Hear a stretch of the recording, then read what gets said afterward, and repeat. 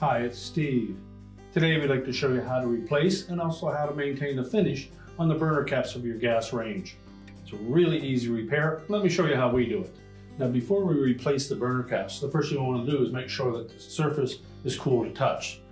So allow the range to cool off, make sure that the grates are cool to the touch, then remove the appropriate grate, and then we can change it with that burner cap.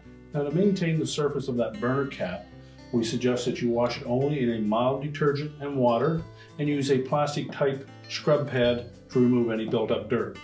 Clean them as soon as they become soiled and dry them completely. Never put them in the dishwasher and never use an abrasive cleanser. If you clean them regularly, they'll last you for many years. Now that the grates are cool, you can simply lift that off and just carefully set that aside.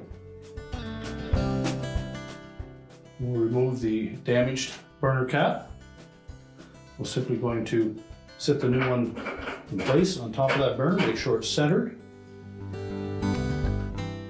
We'll replace the grate, carefully set that into position. Now that you've replaced the burner cap, we put our grates back in place. Just remember that the next time you have a spill on that burner cap, to clean it up as soon as possible, and they'll last for a long time.